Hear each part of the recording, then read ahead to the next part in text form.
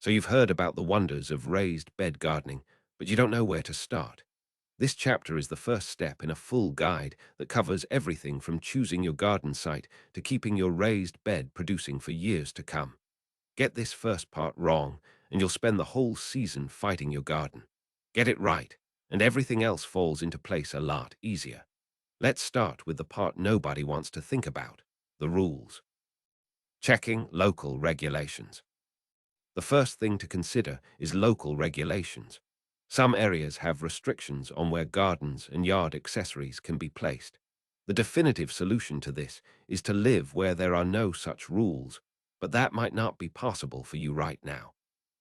Check for any HOA covenants, city or township zoning regulations, and any other source of hassle before you start planning your raised bed site. Some HOAs restrict front yard vegetable gardens outright, no matter how tidy you keep them. Others don't care what you grow, but they do care how tall your structure gets before it needs a permit. And yes, a raised bed built high enough can technically count as a structure in some places. City and township rules sometimes cover setback distances from your property line, or how close you're allowed to build to a sidewalk, fence, or utility easement.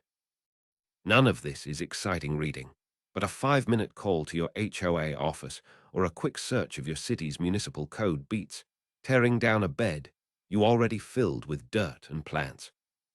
One more thing worth doing before you break ground, even for a raised bed sitting on top of the soil. Call your local utility locate service first. It's usually free, and it marks any buried lines running through your yard. A raised bed itself won't hit anything, but people often end up digging around the edges to level a spot or bury the corners, and that's exactly the kind of digging that finds a buried cable the hard way. Once that's out of the way, the most important thing to think about is what you'll usually want to plant. Picking the right spot for your favorite plants. A lot of plants love full sun, but not all of them do. Your raised bed should go where it'll get the right amount of sun for whatever you're planning to grow in it. Before you commit to a spot, spend a day watching how the light moves across your yard.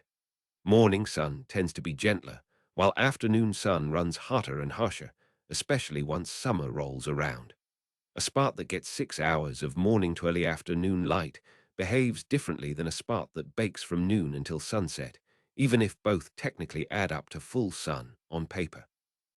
For me, that meant putting 3 beds in the sunny front yard for vegetables and flowers, and 1 in the shady backyard for aloe propagation.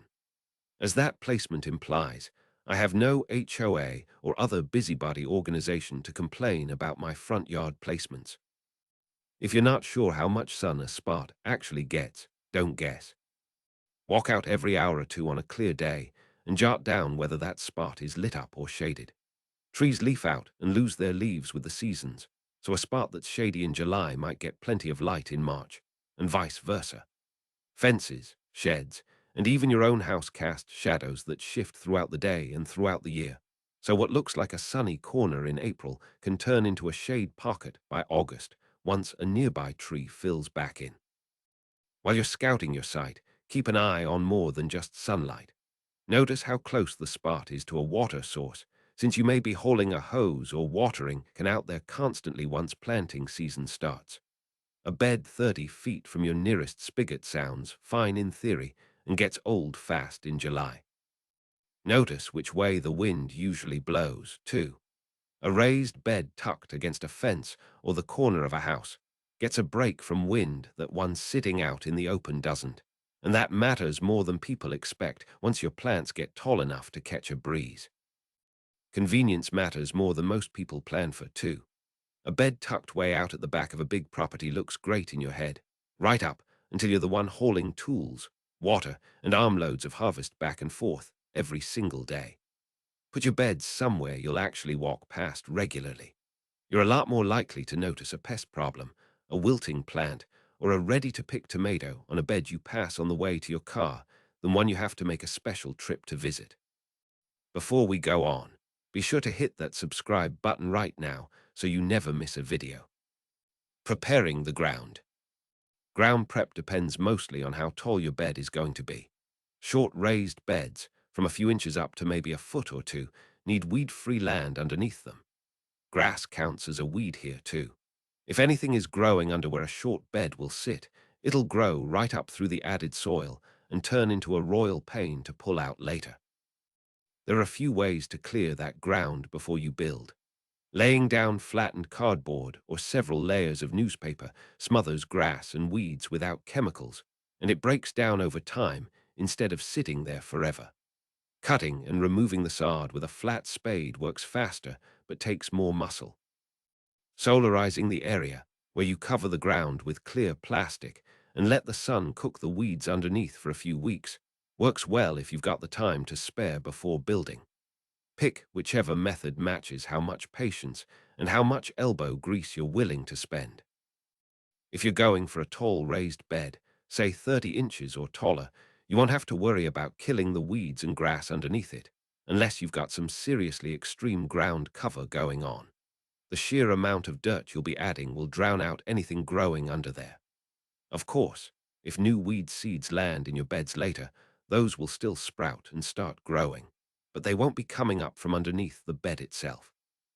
Tree roots deserve a mention here, too, since they'll change your site choice more than your ground prep. A raised bed built over shallow tree roots, especially from thirsty trees, ends up in a years-long tug of war for water and nutrients. The roots don't care that you piled soil on top of them. They'll grow up into it looking for an easy meal. If you've got a spot near a big tree that checks every other box, walk it and check for roots poking up at the surface before you commit. A few feet of distance from the trunk can save you a lot of frustration down the road. Leveling the ground. Don't bother unless your site sits on a steep hill. I've seen videos where the installer made the ground perfectly level and even packed in road base to keep it that way. Don't do that. It's a waste of work. You're not building a shed, a house, or a road. Nothing collapses if the ground under your garden bed isn't dead level. The soil inside the bed evens itself out as you fill it and water it in. You can manually adjust the surface layer so it looks nice and water doesn't run off the high spots, all without renting equipment or breaking your back over it. The one exception is if you're putting your garden bed on a steep hill. In that case, the ground directly under where the bed sits needs to be made more even. Not perfectly level, just even enough to keep the water and soil from trying to rush out one side of the bed the moment you fill it. On a real slope, an uneven bed causes problems that a flatter yard never will.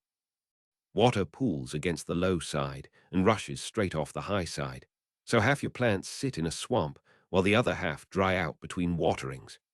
The bed itself can also rack over time, since the frame is fighting gravity on top of loose, settling dirt. A little bit of grading before you set the frame down saves you from fighting that battle every time it rains. The ground next to your raised bed. Technically, you don't have to do anything here, but you'll probably want to. That's because it's nearly impossible to get a standard mower right up against the outside of a raised bed, which leaves you with an unmowable fringe of tall grass and weeds hugging every edge. The easiest fix is to leave enough space between your beds to get in there with a weed eater and knock that growth down whenever it gets shaggy. A more permanent fix is covering that strip of ground with something that won't grow weeds at all, so you're not out there trimming it every couple of weeks for the rest of your gardening life. Whatever you choose, decide on it before you fill your beds, since it's a lot easier to prep that border strip while the area around your beds is still open and easy to reach. Give some thought to spacing between beds while you're at it, too, and not just for the mower or the weed eater. You'll be pushing wheelbarrows, dragging hoses, and squeezing past with armloads of soil bags between those beds all season long. A gap that looks plenty wide when the beds are empty can feel painfully tight once they're built, filled, and growing. That covers site selection. Save this video now so you can pull it back up once you're actually standing in your yard, staring at the spot you picked. Up next, we're getting into what your raised bed should actually be made of, and which materials are worth your money. Now that you've chosen your site and done any needed preparation, it's time to decide the specifics of your raised bed build. There are two main things to consider here: what you'll make it out of and its basic design. We'll start with the basic design. Short raised beds. Short raised beds can be anywhere from 4 inches tall to about 1.5 feet or 2 feet. The purpose of these is typically to provide a layer of good growing soil. They're good for people whose natural soil is heavy clay, sand, or full of rocks. Crucially, they require the same ability to bend, kneel, and crouch as working directly in the ground. These are basically frames to hold the good soil in place. The frames are placed right on the ground. It's important to note that while they may be good at providing a weed-free area for the first year, they do nothing to keep animals from getting to your plants. Tall raised beds. Tall raised beds add serious height to the construction. If you have any trouble bending over or your knees won't put up with kneeling, these beds are for you. Tall raised beds also thwart rabbits and a lot of other small, plant-eating varmints. There are 2 types of beds in this category. The main type sits directly on the ground and needs to be filled all the way up before use. The other type is actually a short raised bed on a stand or stilts. This second type looks nice and can seem like the solution to the expensive and work-filled job of filling a standard tall raised bed. However, a bed on stilts is very unstable compared to one that has a few tons of soil in it. It may seem sturdy, especially when it's on a concrete or wooden patio or porch, but a sharp bump or uneven fill can tip it over. More dangerously, these things will be turned into flying missiles the second a good windstorm comes through. Here in Florida, where there's typically at least a tropical storm every year, and often at least one hurricane, raised beds on stands are outright dangerous. The same is true anywhere truly windy weather is the norm, like Louisiana, parts of Texas, the Plains states, and any other areas like that. The best type of tall raised bed sits directly on the ground. Wind can't get up under it because what's under it is the earth itself. Mine have stayed completely put even with a Cat 4 hurricane, blasting them with wind and torrential rain. The big downside to these types of beds is the immense amount of material it takes to fill them. Even though some videos make it seem cheap and easy, it is not. The hugelkultur method those videos promote only works if you happen to have tons of logs handy for free. If you're like most people, you don't have a dying forest right on your property or have friends with one. So you're probably gonna have to buy the filler, every last ounce of it. On the upside, most cultivated plants are relatively shallow-rooted. Their roots only reach 1 or 2 feet down into the ground, depending on variety. Any soil below that point can be the cheapest clean, fill dirt you can come up with. I do recommend that you use dirt for this instead of rocks. People who have used rocks, whether in the form of gravel or larger chunks, report that their good soil leaks down in between them. This leaves them with a rocky planting zone and the good soil out of reach. By using some form of dirt all the way through, you prevent your premium top layer from escaping so fast. Open bottom V's closed. You'll have nothing but trouble with drainage if your raised bed has a closed bottom. Always go for a bottomless design. Remember that hurricane I mentioned? My raised beds were overly wet for only a day or 2 after the storm ended, not even long enough for the plants to act waterlogged. After that, the extra water had drained out and the beds were back to normal in terms of moisture levels. How do you keep the soil in a bottomless bed? You don't, at least not for the long term. It doesn't disappear too quickly, at least not from tall beds, but it does go away over time. Expect to need to add about 2 inches of premium mix or compost per year as a top-up. That's not necessarily a bad thing. It gives you room to put fresh, nutrient-rich soil in without worrying about how to make it fit. Materials. Now that you've considered the general design aspects, it's time to think about another basic question. What will you use to make your raised beds? There are 2 main materials used for raised beds, wood and metal. Each has common variants, but the main differences revolve around the material itself, with one exception. Wood. This is what a lot of people picture when they imagine a raised garden bed. It is also the worst material to use. Wood is a biological material. This means that it can be eaten by a huge array of other biological beings, from fungi to termites. It will rot, be tunneled into by insects, clawed on by cats, grow bacterial slime, and otherwise be actively turned into junk within a few short years. This happens so fast because the inside of a garden bed is never dry.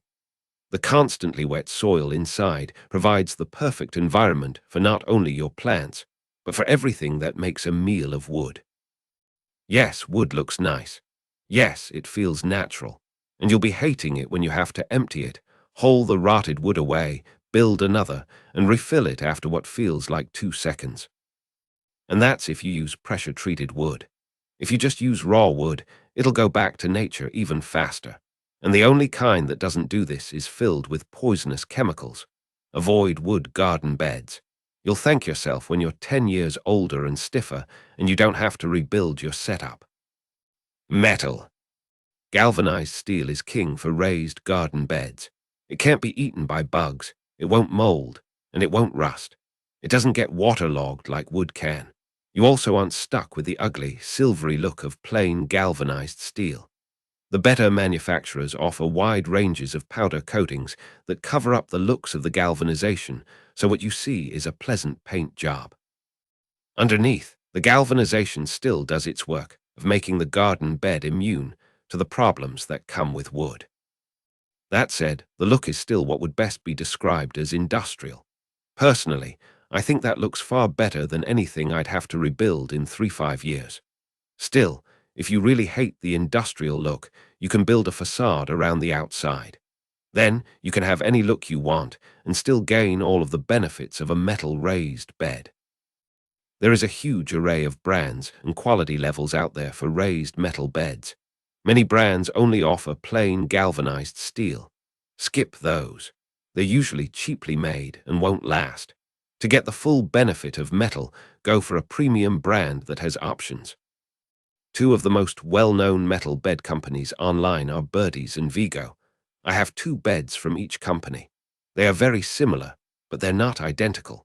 I used to be affiliated with Vigo, and you might have heard me raving about those in older videos. But apparently I wasn't a huge enough channel for them, and they cancelled me. So now you get the unvarnished review. Birdie's beds are better. They're thicker and sturdier. But Birdie's beds are also more expensive, or at least they were. And when I tried to buy some during the pandemic, it was taking ages to get them shipped over from Australia, so I got my next 2 from Vigo. The 2 brands are close enough in quality that I don't regret either purchase. Neither are rusting out, and neither have popped their bolts. The only thing I complain about is that they don't match. Each brand had a different color selection. I have light green Birdie's beds and cream-colored Vigos, and that's a splinter in my mind. So, if you're also likely to be bothered by a mismatch as time goes on, I have one big piece of advice. Stick to one brand or the other. Bed types to avoid. Stark tanks. One idea I see a lot is to buy a farm stock tank or trough and repurpose it as a raised bed. Do not do that. Tanks are literally made to hold water in, but for a garden bed, you need excellent drainage. Your plants will drown after the first rain or even serious irrigation if they're planted in a stock tank or trough. The only way to avoid that is to drill so many holes through the thick metal bottom that your arms will feel like they're falling off, and then drill some more. It's not worth the appearance of savings. On top of that, one of the reasons stock tanks are cheaper is that they're tiny. If you get one that's meant for more than a couple of goats, surprise, it's not cheap anymore. Hybrid wood-metal beds. I've seen a few beds for sale on Amazon or Walmart that have corrugated galvanized metal sides, but are meant to be bolted onto wood posts. Avoid these. The wood posts bring in all of the downsides that complete wood beds have. This deletes the benefit of the metal parts. Then the ugly, silvery galvanized sides destroy the look of the things. They also look really cheaply made. Save your money for something better. Save this video now so you can pull it back up once you've assembled your raised beds. Up next, we're going over filling your raised. Now it's time to pin down the other key factor, your raised bed planting mix. This is what you'll use to fill up a short raised bed and what you'll put in the growing zone of a tall one. Raised bed mix needs to do 3 things. It has to hold enough moisture to keep plants from drying out in just a day or two. It has to release enough moisture to not get soggy, and it needs to provide enough nutrition to keep your plants healthy. The wide view. Compost or leaf mold is the key ingredient for the nutrition part. It not only provides nutrition directly, but also serves as a sort of sponge to keep your added fertilizer from immediately draining away. Not only that, it can help attract earthworms. What type of moisture control you need depends on the microclimate your raised beds are in. This is affected by both natural and engineered conditions. If your raised bed is in relatively dry conditions and you don't have automatic irrigation, you'll want to add materials that help hold water. On the other hand, if your growing season has plenty of rainfall or you have automatic watering set up, you'll want materials that help shed excess water so you don't end up with a swamp. If you figure you usually have good moisture levels, additions that help with both extremes are best. The same is true if your growing season covers both extremely wet and extremely dry seasons.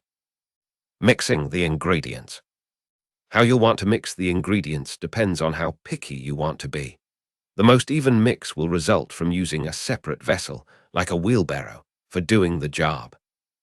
That way, you can dig in up to your elbows and get everything really combined before you fill your bed. If you have access to a home cement mixer, you can put everything in there and use its turning mechanism to do most of the work. The downside is that most of those machines can only hold a small amount of the mix. This makes it take several batches to get the job done. Personally, I think these methods add extra steps for little actual gain. I just layer the major ingredients right in the bed. Then I mix them together by hand. After that, I add the fertilizer and any other amendments in a thin layer. Then I mix again. The results aren't 100% even, but they're good enough. Popular mixes. Here in Florida, Zone 9, we have wet summers and dry winters.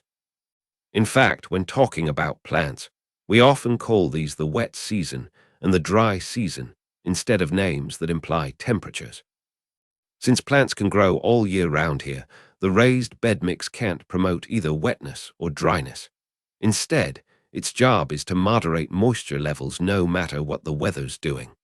Therefore, I prefer to use bagged cow manure compost and Canadian peat. The cow manure compost isn't pure aged manure. The bags don't really advertise it, but what's inside is a mix of garden soil, sand, and enough aged manure to give plants a bit of a boost. I don't use the expensive Black Cow brand. Instead, it's a much more affordable kind sold at the Walmart garden center and local hardware stores. It does have some wood chips in it, but that helps keep the soil from compacting. After I add several inches worth of that, I throw in several scoops of peat. I use Canadian peat because Canada is said to use sustainable harvesting methods. I'd say the mix ends up being 2/3 bagged compost to 1/3 peat by volume. I don't water the peat at this point. When dry or nearly so, it's much lighter and easier to move. After I mix that up, I typically sprinkle some 10-10-10 over the whole bed. If I'm going to grow root crops, I add a generous dusting of bone meal, too. Then I use a handheld garden fork or equivalent to mix that in. After this, I water the garden bed heavily. I give it a couple of days for the moisture levels to equalize. Then I plant. Other popular mixes. Mel's Mix. This one is very well known online. In the right conditions, it should work great. Its high amount of vermiculite makes it hold onto water, which is good in areas with long dry periods during the growing season. The formula is simple. 1/3 compost, ideally from several different sources types blended together, not just one kind. 1/3 peat moss or cocoa coir. 1/3 coarse vermiculite. Rainy climate mix. For wet weather areas, however, you need to make a change. Ongoing rain or even daily irrigation will turn that vermiculite into a swamp. Switch it for perlite if you're in an area that gets near daily heavy rains during the growing season. When every season is a growing season. This is where my version shines. If you're in an area like Florida, both the wet season and the dry one are growing seasons. You don't want to have to switch out literal tons of soil mix every season. So you don't want to add amendments that are only good for half the year. Skip anything that will work badly with any particular moisture level. Compost and peat hold enough water to avoid drying up too fast during the dry season, yet let go of it fast enough to keep your plants from drowning during the rainy season. Drainage. As long as you're using the recommended open-bottom bed style, you won't have to worry about providing extra drainage. One caveat: don't put the sides of the bed in trenches, especially if the underlying ground tends to hold water. You want excess water to be able to get out. Also, don't put your raised beds on hard surfaces like cement patios or wood decks. The water will be able to get out, but it'll bring soil with it and cause stains. This may not technically be a drainage problem, but you'll be glad you don't have to deal with a mess. Irrigation. Some people love to hand water their gardens. If that's you, you don't necessarily have to worry about installing a watering system. That said, if you take a vacation, your plants will still need water. Setting up an automated system beforehand will give you peace of mind. For everyone else, automatic watering is great. It saves you from having to do a chore that, at least some of the time, you won't want to do. Whether you're tired from work or have just gotten into a different project, you'll be glad when your timer goes off and the watering just happens. Drip irrigation versus overhead. Both irrigation types have pros and cons. Overhead watering is the easiest to set up. All you need is a decent sprinkler and a hose. Add a hose timer to automate it. If you set it off at the right time of day, it won't cause disease in your plants. For disease to spread, the leaves have to stay wet for several hours. Water in the mid-morning, and they'll dry off a lot faster than that. Some say that overhead watering wastes water due to that evaporation, but that misses an important fact. If you're using the right soil mix, the water will stay in the ground for over a day, while the unwanted water will go away quickly. Remember, nature waters from overhead all the time. It's called rain. Drip irrigation. This type of irrigation eliminates the chance of wetting the leaves, and it can use less water than sprinklers. The main problems with it are the expense and the setup. A drip irrigation system doesn't just connect to your hose. It requires many fittings, a filter, and a pressure regulator, among possible other things. All of this must be assembled. Then if you want to automate it, you need a timer. Then after all of that, the sky will still water from above whenever it wants to. While I can see the benefits of drip irrigation, I can't see going to the hassle and expense. I use a simple sprinkler, a hose, and a timer. How often to water? A lot of guides parrot out 1 inch per week without actually thinking. While that may get you started, the ideal amount of water depends on several factors. The plant species and variety, your climate, your exact soil properties, and whether or not it's been rainy all factor in. The only real solution is to pay close attention to your garden until you have determined the ideal pattern for your exact situation. Once you've been watching and adjusting your setup for a few weeks, it can be tempting to set it and forget it. This usually works well, but there is one time you should unset it. That's when there is a lot more or less rain than you expected. If a sudden dry spell comes, you may need to add watering cycles to your timer's normal schedule. Of course, if it rains more than you planned, it can be worth it to skip cycles. Be careful, though. In some areas, it will technically rain, but will stop before a significant amount of water has actually landed. To avoid accidentally watering too little, use a rain meter to learn how much water the sky has actually delivered. This is especially true here in the subtropics, where the amount of rainfall varies vastly by season. There are several months here in Florida when artificial irrigation simply is not needed at all. No matter where you are. Now that we've talked about the solid physical aspects of creating a raised garden bed, it's time for the fun part: planting. Planting in the limited space of a raised bed. If you've looked at the suggested planting distances on vegetable seed packets, you've surely noticed that most of them give ridiculously large areas per plant. This is most obvious for plants like radishes and garlic. where they'll suggest leaving a foot or more between each row for plants whose bulbs are only going to be a couple of inches around. Such suggestions aren't too bad if you have an acre or more to plant out. But in a raised bed or even a small in-ground garden, following those directions will leave you with far fewer plants than you want. Enter square foot gardening. Square foot gardening, as the name implies, is about planting in a grid made of 1 square foot blocks. It works great for raised beds partly because the beds tend to be rectangular or square. Even the metal bed kits are this general shape, though they often have rounded edges for better looks. Another benefit is that you can set up drip irrigation in the same 1 square foot per unit pattern, making it so that every plant is sure to get watered properly. With this method, you plant a certain number of starts or seeds per square foot. How many depends on the plants involved. For cabbage, the plan may call for just 1 plant. For radishes, there might be 5 per unit. No space is wasted, yet nothing actually gets crowded out. Experienced gardeners all have their own favorite plants and spacings that they use with the square foot method. Entire videos have been made on the subject.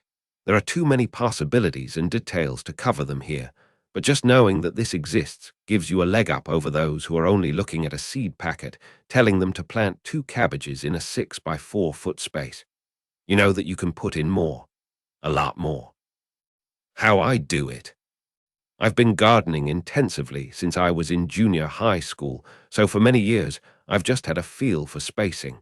This developed with practice. It's a skill you can also learn. If I'm planting something new, I don't look at retail or home garden spacing instructions unless I want something to laugh at. Instead, I hunt down the commercial growing instructions. These are the guidelines for people who grow so much of something that they're making a true business out of it. They're the farmer's instructions. Those instructions will say to plant seeds surprisingly close together in rows, but they also put the spacing between the rows wide enough to fit a tractor. Since I'm not driving tractors through my raised beds, I put the rows closer. However, I do make them further apart than the in-row spacing. Do not thin. Note that commercial farmers don't waste seeds by planting extras and then killing the extras, or as it is often called, thinning. Every seed costs money, and at acreage scales, thinning would mean throwing away a lot of money. I follow the lead of the real professionals and always try to plant the exact amount of seeds or starts that I intend to keep. I also hate thinning as a matter of principle. When I mention this, some people ask what I do about gaps. Many seeds have about 80% germination, so when no extras are planted, there will be around 20% gap space. The answer is simple. About a week after most of the seeds have sprouted, go back and put 1 more seed in each gap. Most of those will sprout. Over time, the younger ones will catch up with the majority. With the spacing I've talked about, any other gaps will be filled in by the plants that came out. And yes, this does apply to carrot seeds too. None of those seeds are actually too small to handle individually, not even remotely. Now, if you're trying to do it with pansy or phlox seeds, I might have some sympathy. Maybe. Trellising. A good, tall raised garden bed can be expanded in another way, vertically. Some plants will take everything over when planted in a limited space. One good way to grow them and still have room for anything else is to put a trellis along one side of the bed. Tall beds are great for this because they have a large amount of soil to anchor the trellis into. You can also bolt a trellis to the outside of the bed. Trellises work for low beds too. For those, you just need to plant the trellis in the ground right outside the bed to jute the needed anchoring. Mulching. I hate mulch and I never use it. Simple as that, but if you must, then make sure you use a kind that breathes, like straw or dry leaves. Don't use wood chips. Yes, wood chips will eventually break down and add humus to your soil.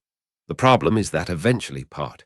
Before they break down, wood chips will smother your plants along with the weeds, trap moisture wherever you don't want it to be, and provide a perfect place for ants and termites to build their nests. Some wood chips are also full of tree seeds and will give you a surprise forest of saplings in your garden bed. That's right, where you don't want a new forest. If you already have a bunch of wood chips, the best plan is to compost them outside your garden.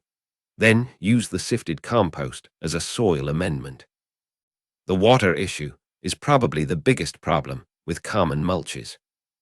It repels rain and overhead irrigation, keeping plant roots too dry when they should be wet. On the other hand, wood chips and the like trap drip irrigation and deprive roots and stems of ventilation. This drowns your plants and promotes mold. The one situation when I've seen mulch do any good was when I wanted to keep the soil temperature from being so extreme.